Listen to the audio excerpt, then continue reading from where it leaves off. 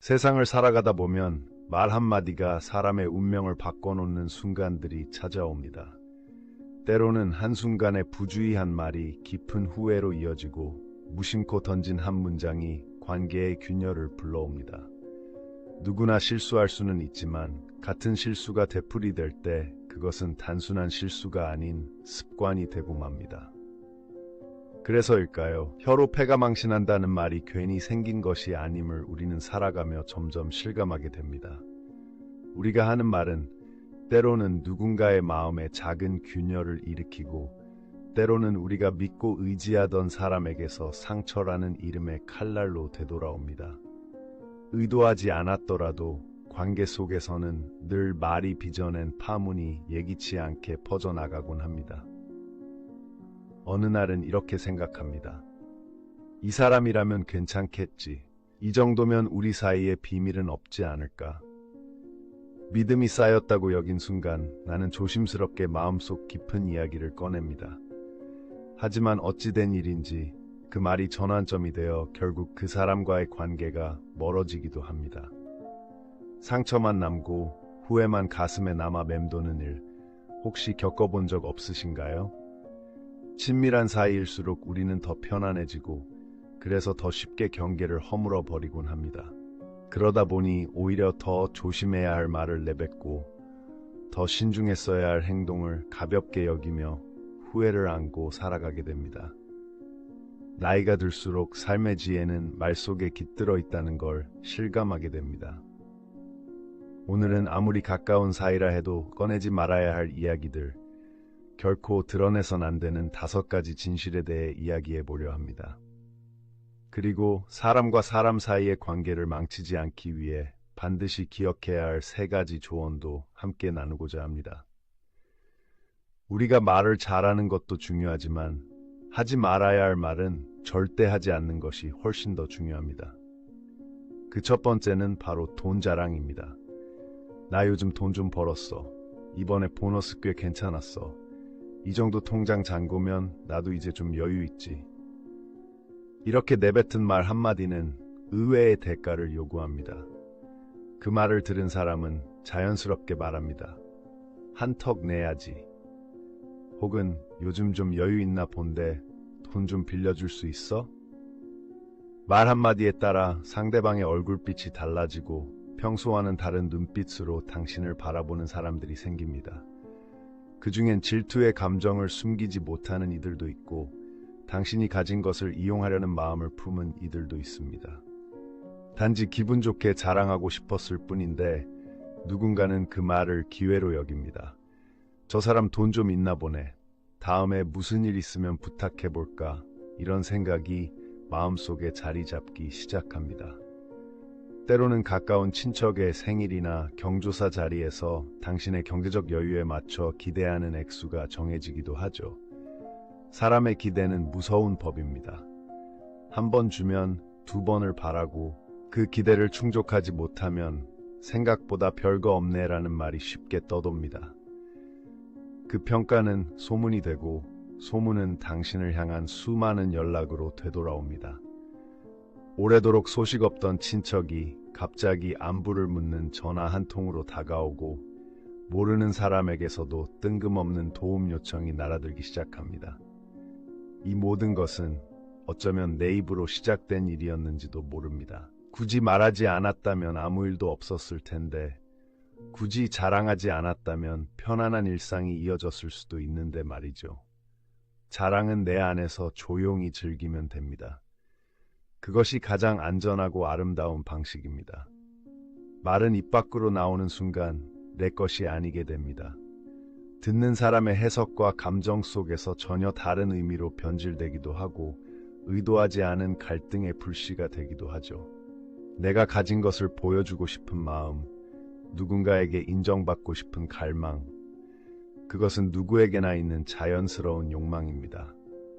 하지만 그 욕망을 표현하는 순간 우리는 스스로를 시험대에 올려놓는 셈이 됩니다. 그리고 그 대가를 치러야 할지도 모른다는 사실을 잊지 않아야 합니다. 말은 날카로운 칼이 될 수도 있고 따뜻한 위로가 될 수도 있습니다. 하지만 돈 이야기는 대체로 전자를 택하게 될 가능성입니다. 그러니 기억하세요.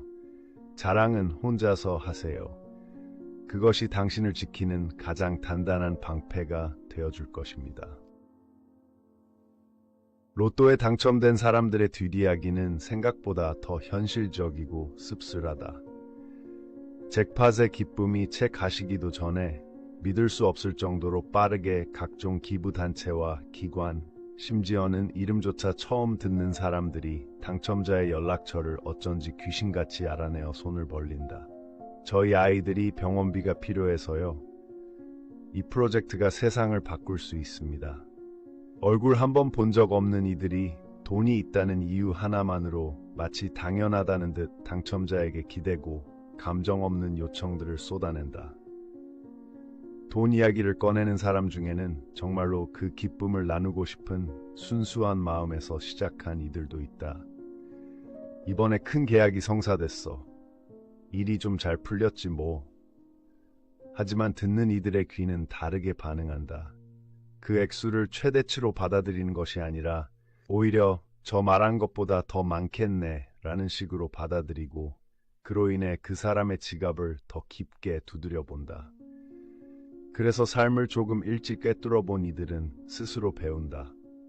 돈 이야기는 말하는 순간부터 불편함을 초래할 수 있는 칼날이 된다는 것을. 그 칼날은 때로는 타인의 마음을 베어내고 때로는 자신의 인간관계를 찢어놓는다.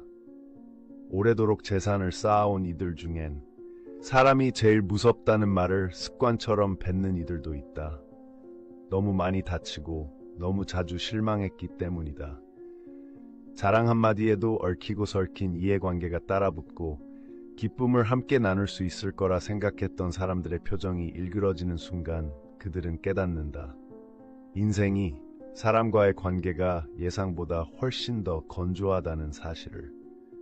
물론 모든 사람이 그렇지는 않다. 진심으로 기뻐해주는 친구는 있다. 물질적 비교나 이득을 따지지 않고 상대의 행복을 함께 누릴 줄 아는 그런 이들. 그들은 친구가 잘됐다는 말을 들으면 진심으로 박수 쳐준다. 그러나 반대로 평소 언행이 미성숙하고 타인을 배려하지 않았던 이에게서 나온 자랑은 불편함만을 남긴다. 결국 중요한 건 내가 지금껏 어떤 태도로 살아왔는지, 그리고 상대의 감정을 얼마나 섬세하게 들여다볼 줄 아는지에 달려있다. 누군가는 오늘 하루도 끼니를 걱정하며 살고 있을지도 모른다. 그런 이 앞에서 내가 흥에 겨워 이번 달은 수익이 꽤 좋아 라고 자랑을 한다면 그 말이 어떤 파장을 일으킬지 감히 상상할 수 있을까? 진정한 성숙은 타인의 상황까지 미리 헤아리는 데서 비롯된다. 들뜨고 싶다면 모두가 웃을 수 있는 자리가 만들어졌을 때 해도 늦지 않다. 진짜 기쁨은 나 혼자 느끼는 것이 아니라 함께 공명할 때 더욱 빛나는 법이니까. 자랑을 하려면 반드시 누군가가 듣고 있어야 한다. 그렇다면 그 말을 듣는 이가 어떤 마음으로 그 이야기를 받아들일지를 고민하는 것은 당연한 태도다. 그 배려조차 하기 싫다면 차라리 아무 말 없이 혼자 속으로 기쁨을 곱씹는 편이 낫다. 그렇게 하면 누구도 상처 입지 않고 나 역시 곤란한 상황을 피할 수 있다. 질투라는 감정은 인간의 본능에 가까운 것인지도 모른다.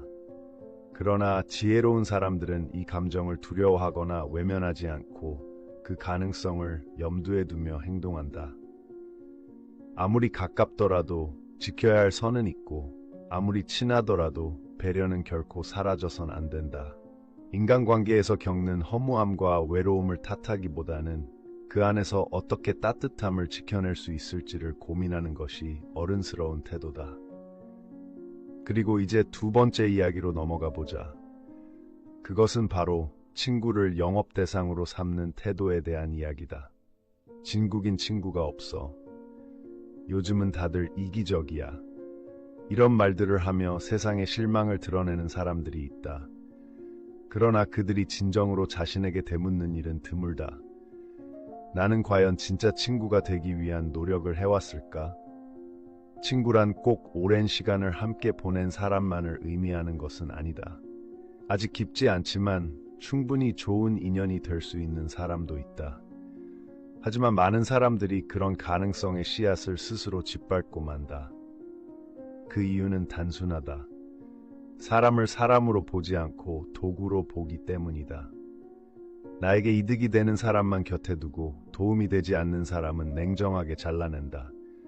마치 인간관계를 소비품처럼 취급하며 필요하면 쓰고 필요 없으면 버리는 태도. 이런 방식으로 관계를 쌓는다면 어느 날 문득 진짜 친구가 곁에 없다는 사실을 깨닫고도 그 이유를 자신에게서 찾지 못할 것이다. 인생에서 가장 큰 후회는 그때 조금만 다르게 대했더라면이라는 생각이 아닐까. 진심으로 대하지 않은 관계에서는 진심이 돌아오지 않는다는 단순한 진리를 잊지 말자. 사람을 숫자로 계산하고 관계를 조건으로 환산하면 결국 남는 것은 공허한 외침뿐이다. 친구가 없어 라는 말에 진정성이 담기려면 그 전에 스스로가 먼저 친구가 되어야 한다. 진정한 친구를 원하면서도 정작 그들을 어떻게 대하고 있는지에 대한 자각이 없다면 그 바람은 허공에 흩어지는 메아리일 뿐이다. 내가 평소 친구를 바라보는 시선, 건네는 말투, 기울이는 태도는 고스란히 내 인간관계의 수준을 보여준다. 그래서 질문해야 한다. 나는 친구를 정말 친구로 대하고 있는가? 아니면 무심결에 그들을 나의 필요를 위한 도구처럼 다루고 있는 건 아닐까?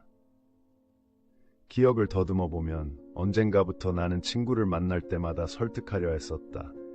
요즘 이런 제품 괜찮더라. 사실 너한테 꼭 소개하고 싶은 게 있어. 이 말 뒤에는 늘 나의 성과가 있었다. 친구니까 이 정도는 해줄 수 있잖아 라는 말로 도움을 기대했고, 대화는 늘 나의 고민과 계획, 목표로만 가득 찼다. 그들이 어떤 하루를 보냈는지는 나의 관심 밖이었다. 아마도 나는 직업정신이라는 이름 아래 은연중 교육받은 전략을 따른 것인지도 모른다. 실적의 압박은 숨 쉴 틈 없이 다가왔고, 초조함은 나로 하여금 가장 가까운 사람을 목표로 삼게 했다. 때론 스스로도 알았다. 이 말을 꺼내면 친구가 불편할 텐데, 그러나 결국 그 불편함보다 급한 마음이 앞섰다. 그렇게 나는 친구의 마음을 짓눌렀다. 기대하지 않았던 거리감이 생기고 그 틈은 쉽게 메워지지 않았다. 이런 상황에 처했을 때는 잠시 멈추어 생각해야 한다. 지금 이 일이 과연 얼마나 절박한 일인지. 만약 친구가 도와줘야만 내 직장이 유지된다면 그것은 이미 오래갈 수 없는 관계다. 회사라는 이름 아래 사람과 사람 사이의 믿음을 갉아먹고 있다면 그 관계는 내게 더 이상 득이 되지 않는다. 회사도 결국 실적만 보고 나를 판단한다면 그곳은 나의 진심을 담기엔 좁고 차가운 곳이다. 진짜 문제는 이 악순환에서 내가 벗어나려는 의지를 가지지 않는 한 아무것도 달라지지 않는다는 데 있다. 스스로 달라지지 않으면 그 누구도 나를 도와줄 수 없다. 친구가 등을 돌렸다고 원망하기 전에 나는 먼저 나의 선택과 방식을 돌아봐야 한다. 단지 귀찮게 한다는 이유가 아니라 당신은 나를 이용하고 있어 라는 감정이 상대의 마음에 자리 잡았기 때문이다. 그래서일까? 때로는 아무 말도 하지 않는 것이 더 큰 배려일 수 있다. 도움을 요청해야 한다면 솔직하게 말하는 것이 낫다. 나 좀 도와줘. 요즘 진짜 어렵다. 그렇게 자신의 상황을 숨기지 않고 털어놓는다면 상대는 단순한 부탁이 아니라 진심 어린 요청으로 받아들일 것이다. 심지어 내가 어떻게 하면 이 상황에서 나아질 수 있을까? 라고 함께 고민을 나누는 것만으로도 관계는 훨씬 깊어질 수 있다. 그렇게 하면 친구는 이용당하고 있다는 생각 대신 진짜로 필요한 사람이 곁에 있다는 감정을 느낄 것이다. 그리고 이어서 세 번째 이야기로 넘어가자. 이번엔 조금 더 쓰린 이야기다. 바로 돈을 빌려달라고 했을 때 돌아오는 냉정한 반응에 대한 이야기다. 한 사람이 있었다. 그는 평소에 주변 사람들을 잘 챙기며 살았다. 기회가 있을 때마다 밥을 사고 필요하면 도움을 주는 것을 당연하게 여겼다. 그런 그에게 어느 날 감당하기 어려운 일이 닥쳐왔다. 뜻하지 않은 소송에 휘말리고 급하게 자금이 필요해졌다. 그는 망설이다가 결국 한 친구에게 말했다. 혹시 200만 원만 빌려줄 수 있을까? 정말 급해서 그래. 하지만 돌아온 말은 차가웠다. 우린 가까운 사이지만 돈 거래는 하지 않는 게 맞는 것 같아. 그 말과 함께 친구의 눈빛이 바뀌었다. 따뜻하고 신뢰로 가득하던 시선이 어느새 낯설고 단호하게 식어 있었다. 그 순간 그는 깨달았다. 그동안 내가 했던 모든 것은 그저 일방적인 호의였던 걸까? 자신이 도와줄 땐 그렇게 고마워하던 사람이 막상 자신이 어려움에 처하자 냉담하게 돌아선 그 태도는 뼛속까지 쓰렸다. 그동안 밥 사주고 챙겨준 건 이 순간을 위한 보험이 아니었어. 그냥 내가 하고 싶어서 했던 일이야. 그런데 막상 내가 손 내밀었을 땐 왜 그리 차가운 거야. 그는 그렇게 속으로 울부짖었다. 인간관계에 대한 회의가 마음속 깊이 들이쳤다. 아마 그 친구는 그저 원칙을 지키고 싶었는지도 모른다. 하지만 어려움 속에 있는 사람에게 원칙이라는 이름으로 건넨 말은 때론 칼보다 더 날카롭게 마음을 후벼 판다. 우리는 언제 상처를 가장 깊이 받는가?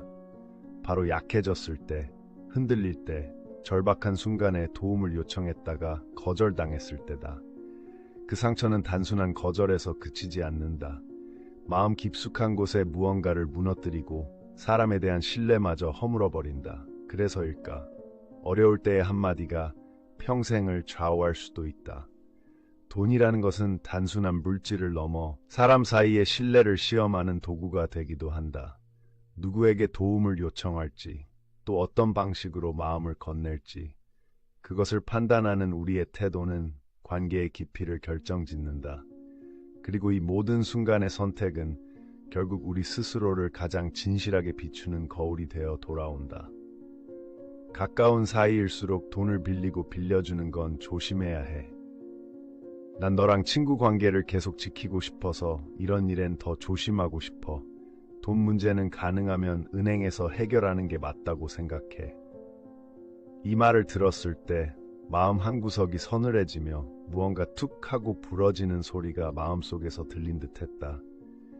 말하는 이는 진심으로 우정을 지키고 싶은 마음에서 한 말이었겠지만 듣는 사람에게는 그 말이 차가운 외면처럼 느껴질 수 있다.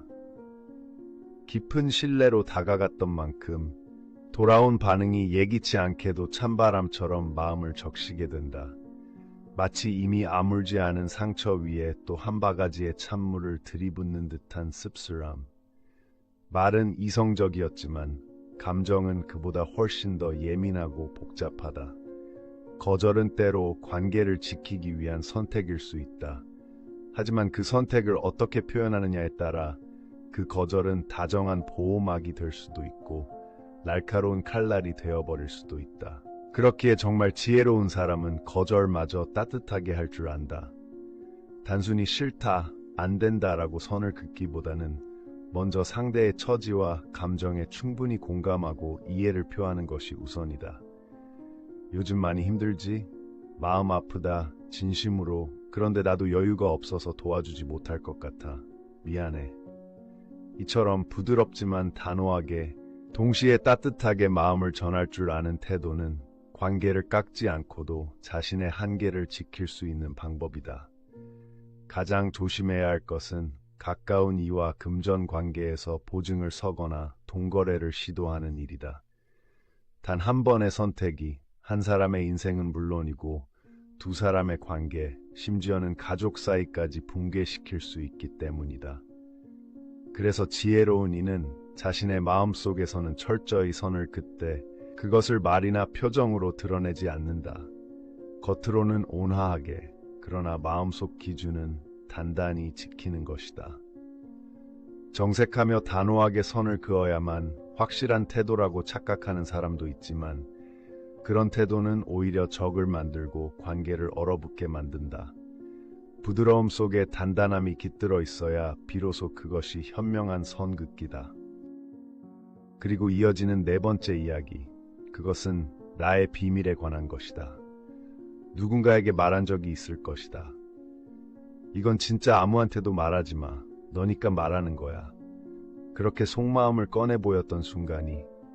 하지만 시간이 지나 그 말이 누군가의 입을 통해 나에게 다시 돌아왔을 때 그 충격은 말로 표현할 수 없을 만큼 쓰라리다. 설마 그 얘기를. 마음이 얼어붙고 가슴이 턱 막히는 그 순간 우리는 문득 두 가지 중 하나를 묻게 된다. 그 사람이 날 배신한 걸까? 혹은 내가 괜한 얘기를 한 걸까? 누군가에게 비밀을 털어놓을 때 우리는 은밀한 기대를 건다. 이 사람이면 지켜줄 거야.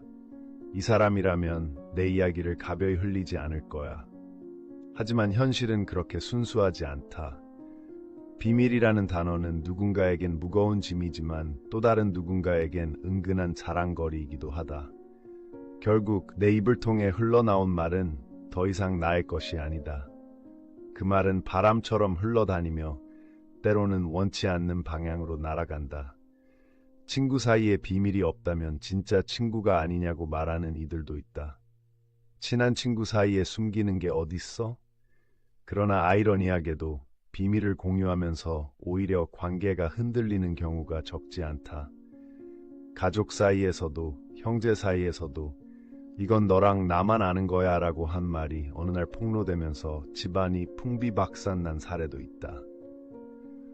아무리 가까운 관계라도 비밀은 드러내는 것이 아닌 지키는 것에서 시작되어야 한다. 신뢰는 입으로 이루어지는 것이 아니라 침묵 속에서 더 단단해진다. 우리는 누군가의 마음을 시험하고 싶은 유혹에 흔들린다. 이 사람에게 말해도 괜찮을까? 혹시 말함으로써 위안이 되지 않을까? 하지만 진짜 성숙한 사람은 그 순간에 멈춰서서 자신에게 묻는다. 지금 이 이야기를 꺼내는 것이 정말 필요한가? 이 감정을 누군가에게 맡기는 것이 아니라 내가 먼저 품을 수는 없을까? 비밀은 그 자체로 힘이 있다. 그리고 그 힘을 누구와 나누느냐에 따라 그 비밀은 축복이 되기도 하고 저주가 되기도 한다.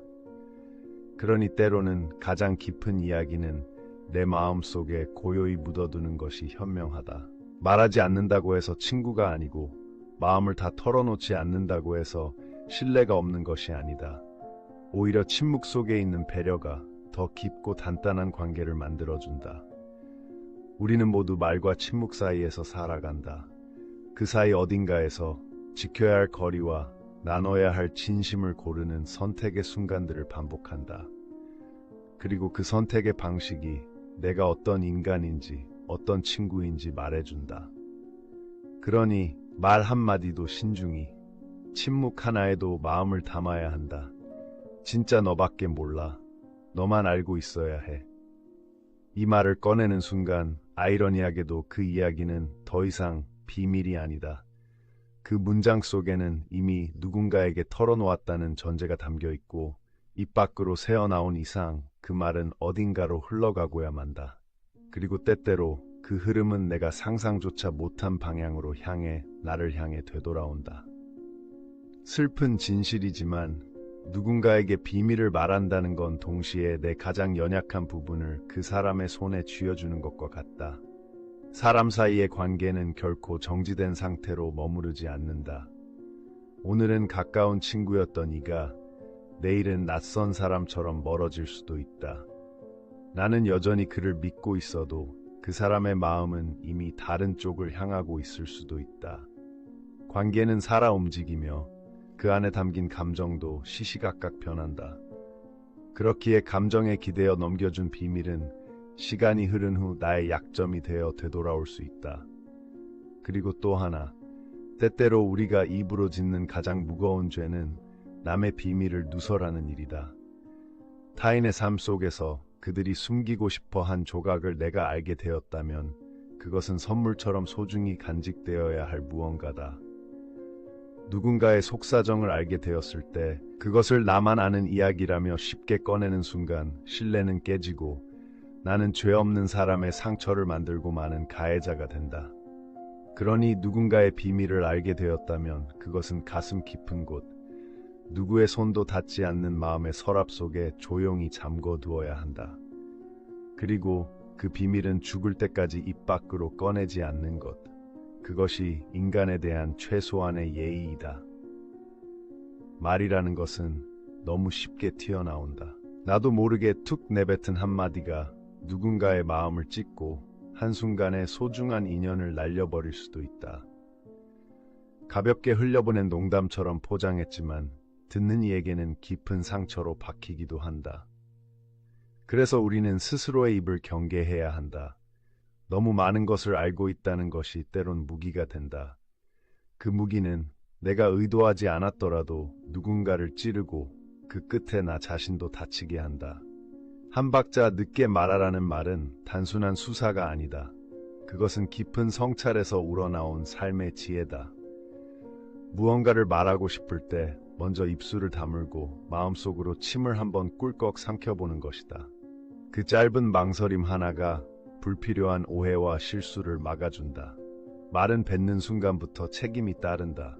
특히 기분이 좋을 때 흥분된 상태에서 한 약속이나 다짐은 나중에 스스로도 지키기 버거워 후회를 낳기 마련이다. 내가 왜 그때 그런 말을 했을까? 라고 땅을 치고 후회한 기억, 누구에게나 한두 번은 있지 않은가? 천천히 말하는 태도는 단지 실수를 줄이는 것에 그치지 않는다. 그것은 나의 품격을 높이고 듣는 이에게 신뢰감을 준다. 목소리를 낮추고 한 단어 한 단어의 의미를 담아 말하면 그 말에는 무게가 실리고 사람은 말보다 더 깊게 다가온다. 반대로 급하고 빠르게 쏟아내는 말은 경박하게 들리고 내 말 속에 담긴 진심조차 가볍게 여겨지기 쉽다. 야, 말이야, 있잖아. 이런 식으로 급히 쏟아내는 말은 듣는 이의 마음에 닿지 않는다.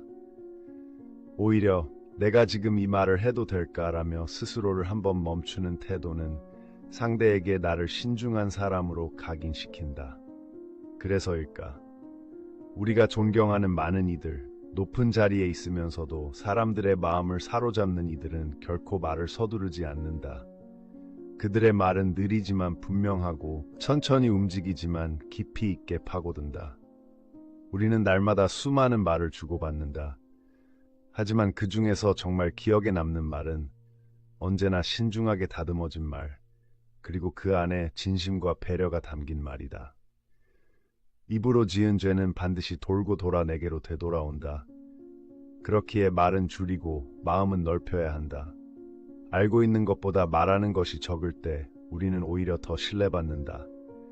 말을 하기 전에 그 말이 누구를 향하고 있는지, 어떤 감정을 건드릴 수 있는지 생각할 수 있다면 우리는 더 단단한 관계 속에서 더 온전한 나로 살아갈 수 있을 것이다. 말을 생계 수단으로 삼지 않는 이상 세상에서 진정으로 성공한 이들의 공통점 중 하나는 놀랍도록 단순하다. 그들은 말을 빠르게 하지 않는다. 그들의 말투에는 조급함이 없다. 숨을 고르고 생각을 고요히 가라앉힌 후에 한마디씩 꺼내놓는다. 이 모습은 때로 폼을 잡는다는 말로 평가받기도 한다. 하지만 정작 그들의 속마음을 들여다보면 그것은 거칠애가 아니라 내면의 품위에서 비롯된 절제다. 폼을 잡는 게 아니라 품이 나는 것이다. 말을 천천히 한다는 것은 단순히 말의 속도 문제가 아니다. 그것은 마음의 태도이자 사고의 깊이다. 말이 느릴수록 그 한마디 한마디에는 더 많은 생각과 진심이 담겨 있게 된다. 듣는 이로 하여금 신뢰감을 느끼게 하고 자연스럽게 설득력을 더한다. 상상해보자. 물건을 팔겠다고 다가온 사람이 숨도 고르지 못한 채 숨 가쁘게 설명을 늘어놓는다면 우리는 그 말의 진심보다 조급한 의도를 먼저 읽게 된다. 무언가 감추고 있는 건 아닐까? 빨리 끝내고 돈만 받고 싶은 건가? 그렇게 경계심이 앞서게 된다. 반대로 말의 속도를 낮추고 여유 있게 이야기하는 이는 듣는 이의 마음에 안정을 준다. 상대를 중심에 두고 있다는 인상을 남기며 감정과 상황 모두를 다룰 줄 아는 사람으로 보이게 되는 것이다. 이런 말하기의 태도는 단지 설득력만 높여주는 것이 아니다. 인간관계를 유지하고 신뢰를 쌓는 가장 강력한 기술이 되기도 한다. 그리고 그 관계를 단단하게 다지기 위해 우리가 기억해야 할 세 가지가 있다. 첫째는 경청이다. 누구나 알고 있지만 정작 실천은 어려운 덕목이다. 많은 이들이 상대가 말을 할 때 다음에 내가 뭐라고 말해야 할까에만 몰두한 채 정작 상대의 말은 흘려듣는다. 고개를 끄덕이며 듣는 척은 하지만 그 말 뒤에 담긴 감정, 맥락, 진심은 놓친다. 그러나 진짜 경청이란 상대가 어떤 마음으로 그 말을 꺼냈는지를 헤아리는 데 있다. 말의 표면이 아닌 속내를 읽을 수 있는 사람이 진정으로 들을 줄 아는 사람이다. 그렇게 경청하는 순간 관계의 질은 확연히 달라지기 시작한다. 두 번째는 격려다. 격려는 칭찬과는 다르다. 칭찬은 눈에 보이는 성과나 장점이 있어야 가능하지만 격려는 그 사람이 지금 잘하고 있든 아니든 실수했든 아니든 그 존재 자체를 인정하고 지지하는 태도다. 실패 앞에서 괜찮아, 다시 시작하면 되라고 말해주는 한마디는 위로를 넘어 새로운 용기를 심어준다. 요즘 잘 안 풀리지? 그래도 넌 해낼 거야. 이런 따뜻한 말 한마디가 인생의 전환점이 되기도 한다. 흔히 하는 말 하쿠나 마타타처럼 걱정 말고 모든 게 결국엔 잘 풀릴 거라는 그 낙관을 전달하는 것. 그것이 격려다. 그리고 마지막 세 번째는 겸손함이다. 겸손은 자신을 낮춘다는 의미가 아니다. 상대를 높인다는 마음가짐이다. 내가 이런 것도 해봤어. 나 정도 되면 이라는 말투는 오히려 벽을 만든다. 그런 말은 상대의 자존감을 해치고 관계를 불편하게 만든다. 반대로 조금만 더 조용히, 조금만 더 진중하게 말하는 사람은 듣는 이에게 묘한 존경심을 불러일으킨다. 이 사람 참 말에 품위가 있구나. 그렇게 말의 온도와 무게가 사람의 품격을 드러낸다. 혹시 알고 있는가? 우리가 흔히 쓰는 품격이라는 말 속에는 한자의 비밀이 숨어 있다. 품이라는 글자를 보면 입구가 3개 쌓여 있는 형태다. 다시 말해 말이 모여 사람의 품을 만든다는 뜻이다. 말을 어떻게 하느냐에 따라 그 사람의 격이 정해지는 것이다. 말이 많고 가벼우면 그 사람 역시 가벼워 보이고, 말이 무겁고 단단하면 그 사람의 인격도 자연스럽게 무게를 얻는다. 그래서 우리는 말의 양보다 말의 결을 다듬는 훈련이 필요하다.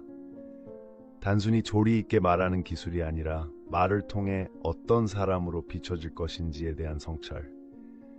그리고 그것은 결국 내가 어떤 마음으로 사람을 대하고 어떤 태도로 세상과 마주하는가를 스스로에게 끊임없이 묻는 일과 다름없다.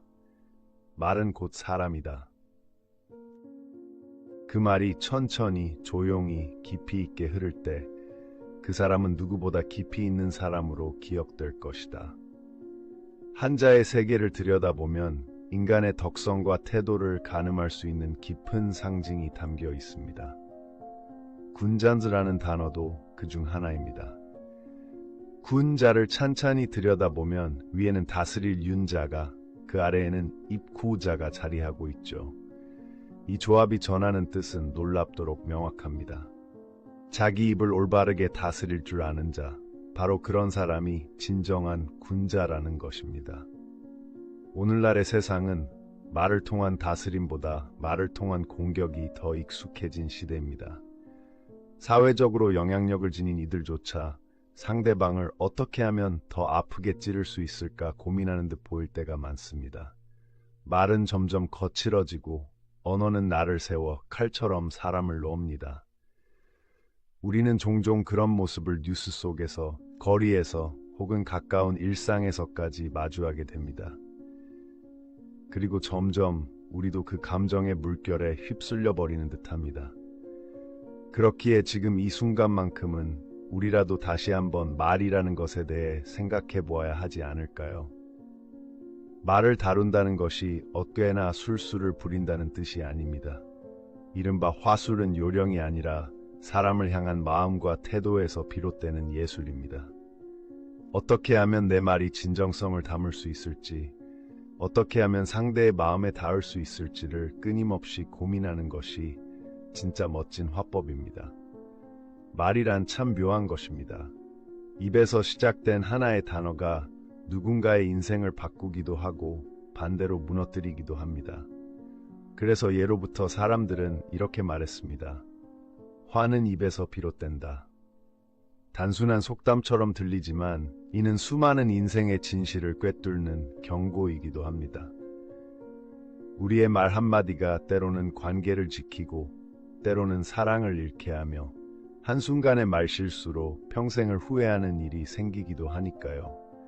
아무리 친한 사이일지라도 절대 드러나선 안 되는 순간이 있고 결코 보여줘선 안 되는 민낯이 존재합니다.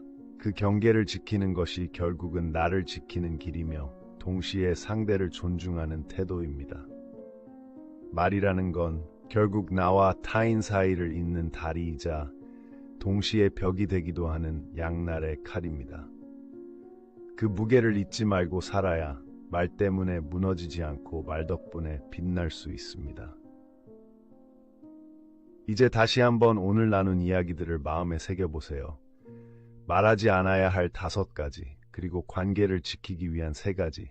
그것들을 기억한다면 삶은 조금 더 부드러워지고 인간관계는 조금 더 따뜻해질 것입니다. 상대의 마음을 헤아리는 경청, 실패 앞에서도 등을 두드려주는 격려, 그리고 내가 가진 것을 낮추어 품격을 드러내는 겸손.